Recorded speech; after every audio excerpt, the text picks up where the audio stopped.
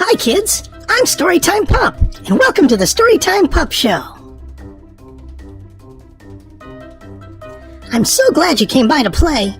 I love when my friends come by to play, and you're one of my friends. Are you ready to have fun? Let's see what we're going to do today. Magic marker, show us what we're going to do today. Yay! It's storybook time! We love storybook time! Hi kids! Today's book is What is Out There Beyond My Branch? Written and illustrated by my very good friend, David Marshall. Are you ready? Okay, here we go. Cecil loved his branch. Of course he loved his branch. Why wouldn't he? It's what he has always known. It is where he was born. Cecil was always happy and curious. It was from his branch that he met all his friends. From his branch, he came to know and love his most special friend of all, Lady Dragonfly.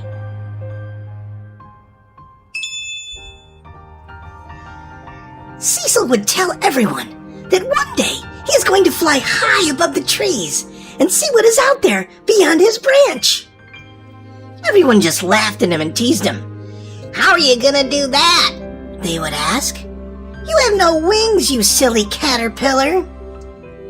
"You don't know the first thing about flying," was one of the more common remarks.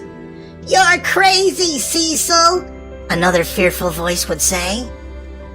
Soon all the forest creatures just avoided Cecil. All he would talk about is how one day he was going to fly high above the trees and see what is out there beyond his branch. Lady Dragonfly came by every day to check on Cecil at about the same time, just about dusk, when the sun was going down. "How is my favorite caterpillar doing today?" Lady Dragonfly asked. "I don't know," Cecil began. "Nobody believes me when I tell them I'm going to fly one day and see what is out there beyond my branch. They just laugh and tease me, and now most of them are just ignoring me. I'm beginning to think they are right." Lady Dragonfly reassured him every day, saying, "Oh no, Cecil, you will fly one day. Trust me." And she would sit with Cecil and watch the sun disappear over the hills as the stars came out in the night sky. "You're the only one who believes me." "Why, Lady Dragonfly? Why?" asked Cecil. "Because I know what is inside of you. Trust me," Lady Dragonfly said, reassuring. "You can't blame the others for not understanding you. All they have ever known is this forest, and they have never thought about leaving it," she tried to explain. "Everything they think they need is right here, so they do not understand why you wouldn't want to be happy staying here too." "I try, Lady Dragonfly. I try to stop thinking about flying, and I just can't. But tell me, why is it that you understand me?" asked Cecil. "You must learn to have faith and trust your dreams, Cecil. They will guide you always," replied Lady Dragonfly. As Cecil and Lady Dragonfly sat there on his branch, Cecil grew very tired. Getting tired was new for Cecil. It was something he had never experienced before. With an understanding voice, Lady Dragonfly said, "Well, Cecil, it's time for me to go back home, and you look very tired. Tomorrow is a new day, and everything looks brighter in the light of day." "Okay, Lady Dragonfly, thank you for coming by. Our times here on my branch are the most special I know. Good night, Lady Dragonfly." "Good night, Cecil. I love you." And with that, Lady Dragonfly left Cecil to his dreams of flying and seeing what is out there beyond his branch.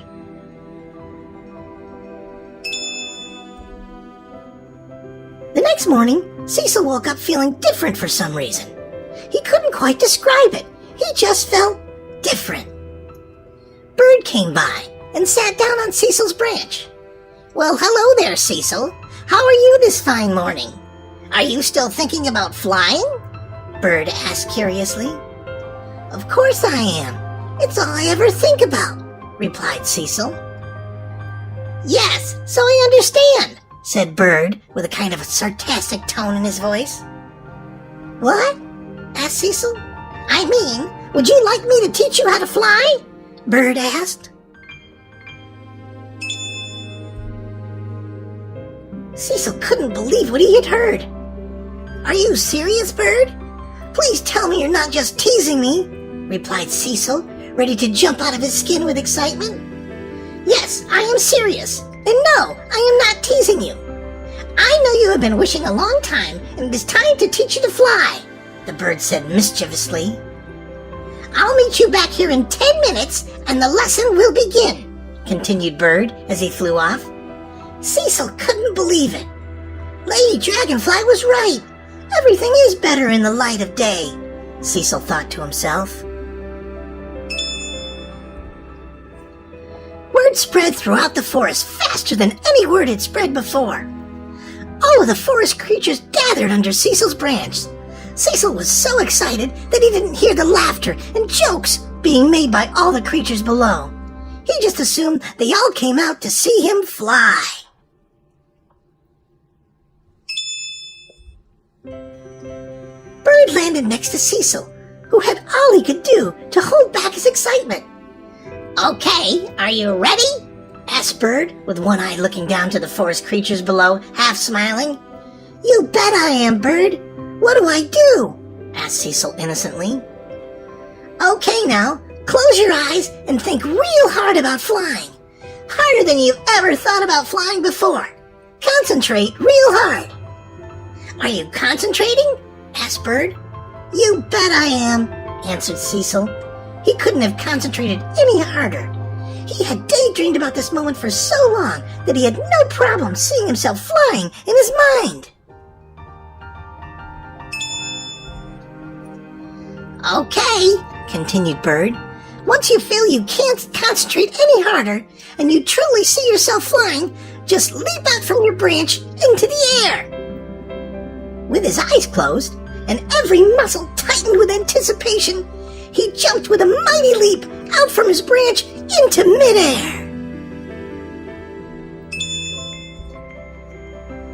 With the sensation of total weightlessness, Cecil yelled, I'm flying!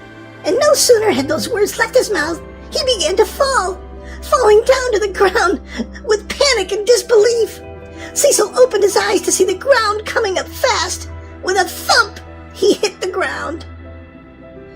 When he opened his eyes, Cecil heard all the creatures of the forest laughing at him. Silly caterpillar, he actually believed that he could fly, he heard a careless voice say. Foolish caterpillar, when will he give up on that ridiculous dream? Came another voice. As the last creature disappeared back into the forest, Cecil could hear one of the animals say, What a silly caterpillar! He doesn't even have any wings!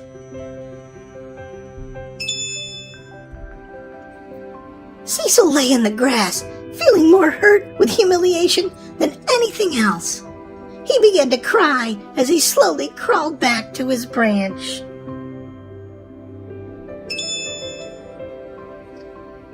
Lady Dragonfly came by that evening, as she did every evening, to check in on Cecil. She had by now heard all that happened to him earlier that day.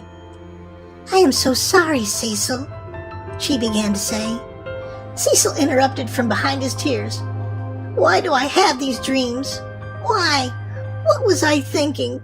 I don't even have any wings. I'm just a silly caterpillar, a dreamer, that's all I am. As Lady Dragonfly sat next to Cecil, he looked up at her. Why do you tell me to trust you? Why did you tell me I could fly? You lied to me. I trusted you. Just go away. I never want to see you again. Understanding Cecil's pain and embarrassment, Lady Dragonfly left, feeling sorry that the forest creatures had treated him so cruelly.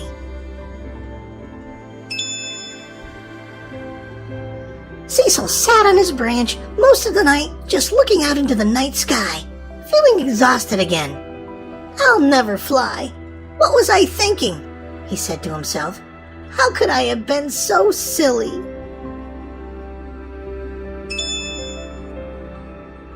The night breeze felt particularly cold, so he made himself a blanket, crawled inside, wrapped it around himself, and laid there perfectly still. As he laid there, all wrapped up in his blanket, he was aware of the cold, dark night outside. He began to feel alone and confused. What is happening? Why is it so quiet? Where is everyone gone? As he lay there, he realized he couldn't move, and he began to panic. "Help me!" he yelled. "I don't like being alone. I don't know what to do. Who is there to help me? How will I break free from this trap?" He began to struggle, and the more he struggled, the more tired he got. Soon Cecil was so tired, he couldn't fight it any longer, and he just laid there, still and quiet, listening. The silence wasn't so bad, he thought. I am free from the worries of what everybody thinks of me. He was free from the passion of trying to fly.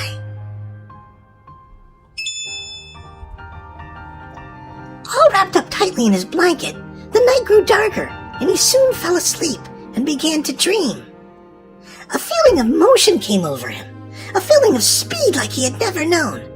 Cecil could finally feel the possibility of flying with complete calm. He moved with a self-confidence, without intense effort. It was soothing to fly so naturally. He breezed through the air without paying attention to anyone, and he noticed his soothing influence on the creatures below. The feeling that came over Cecil next would change him forever. He felt in agreement with everything around him, and it marked him purposefully. He was in harmony with his world, and his world was in harmony with him. He had become what he was destined to be, and nothing is more beautiful in this world than to see anything come to its God-designed destiny. Cecil soared high above the trees, and everyone could see him fly, up high where the sun shines brightly across the blue sky. As he woke, he couldn't believe his eyes. All the forest creatures had gathered and were standing down below, looking up at him in awe and disbelief. "Why are you all staring at me?" Cecil demanded. "Have you come to make fun of me some more? Well, don't bother. I'm giving up on my dream of flying, so you can all just save your jokes and teasing." And the creatures began to cheer. Just as Cecil was about to yell back at them, he noticed he felt something on his back. As he turned to look over his shoulder, he couldn't believe his eyes. "This can't be true. I must be dreaming," Cecil cried. "I have wings!"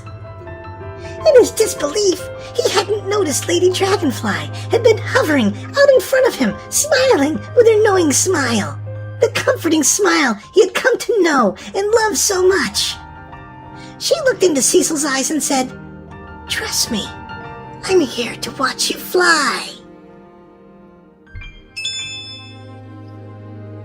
Just as she said that, a gust of wind came blowing up from below, lifting Cecil straight up off his branch. All the forest creatures gasped at once in disbelief and awe. As Cecil hovered high above the forest floor, with all the creatures standing there looking up at him, he looked at Dragonfly and said, "Thank you for believing me, Lady Dragonfly. I will never forget you. You believed in me when I no longer believed in myself." Cecil glided high above the trees, and from high in the air, and looking out over the valley, a feeling came over him that changed him forever. And just like in his dream, he felt in agreement with everything around him, and it marked him purposefully. What is out there before me is everything I have inside me.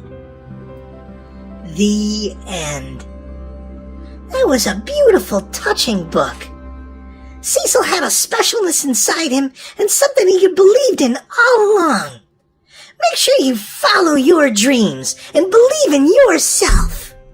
I hope you enjoyed this book. A big thank you to David Marshall for that great book. You can read more about David Marshall and his books by looking in the description below. Wasn't that great? I hope you enjoyed it. If you did, click on the thumbs up button below. Moms, dads, and adults, Please leave your and your children's comments below. This way we know what shows you like, so we can make more of them. There's one more thing that we always do at the end of every show. Magic glasses. Magic glasses lets me see some of my friends who came to play. Maybe I'll see you today. Magic glasses, that's the way. Show me my friends who came to play. Okay, now everyone smile and wave and let me see if I see you. I see Ezra and Charlotte. There's Jennifer and Ava, Derek and Adeline, Brian and Claire. Ohio, Zaya, and Rose and Arthur and Lily and Charles and Willow. Well, I see a lot of my friends waving at me. Did I see you today? If not, maybe I'll see you next time. Make sure you check back soon, because we'll be adding a bunch of new shows every week. Make sure you have an adult. Click on the subscribe button right here. That way you won't miss any of the fun. Moms and dads, make sure you visit the Storytime Pup website to sign up for our great free giveaways. We have giveaways for books, CDs, DVDs, t-shirts, and other great stuff. Sign up just once, and you'll have a chance for all the drawings to come. And kids, don't forget to tell your friends about Storytime Pup. And before I go, here's a great big hug for all my friends. Thanks for stopping by to play. I'll see you real soon. Bye now. The fun's not over yet, kids. Click below for more fun videos. There's children's books, Let's Pretend, and games. And don't forget to subscribe by clicking right here.